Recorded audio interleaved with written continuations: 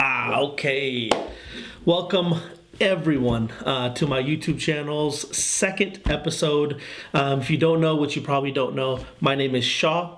I'm a real estate agent and a mortgage broker. And basically, this channel is about real estate market news, mortgage updates, and information all the way down from the consumer all the way to the pros in the industry. And I would really like it if you could just like, share, subscribe, comment on my videos, just engage with me. If there's anything I could do to make my channel better, that would be incredible. And the more you engage, the wider my footprint gets and the more people I can help out, which would be absolutely incredible. That's why I thought it to be fully necessary to start from step one of a buying guide to basically buying your first home. Steps you need to take right away. And usually a lot of people like to go, and it's customary for them to go find the house first. Let's go house hunting, honey, let's go. And then they find a house and then they fall in love with it. And then when they go to apply, they either don't qualify or some speed bumps. And by the time they, fix everything, what happens is the house is gone, especially in this market.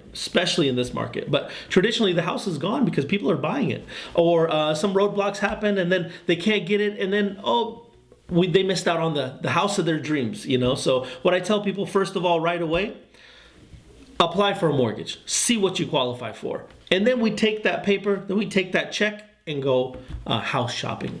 So the first thing I wanted to tell you about, I wrote some notes down. The first thing I wanted to tell you about is what the lenders are looking for. Usually it's income, then property type, then they're looking at assets, and then they're looking at your credit score, of course. Now, I could take each one of these and make a full video about each one of these. But as a brief guide to buying your first home and your first step to buying your first home, I want to make this as simple as possible. The documents that you need for your income, property type, assets, and your credit, right? Usually 2 years federal tax returns, most recent pay stubs. Those are very important. And if you're self-employed, 1099s and P&Ls and things like that.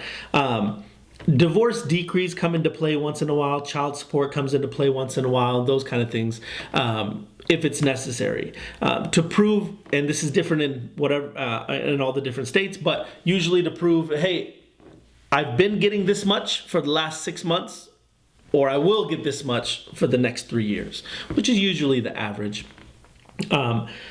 A lot of people are getting nervous during this time getting all the documents together. One, because nobody walks around with all these documents in hand, so you got to gather them. So it takes some time.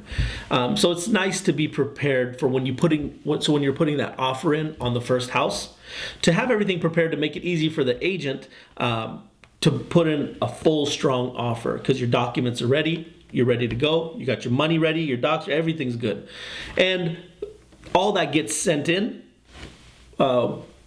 with the agent straight to the seller's agent.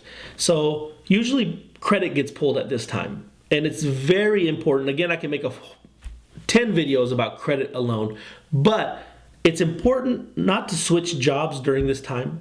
It's important not to make big purchases. It's not important not to max your credit cards out or miss a payment, anything that could affect you buying a house.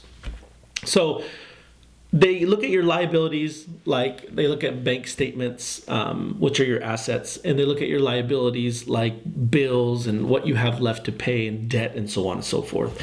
So again, quick, brief review: income, property type, assets, and your credit.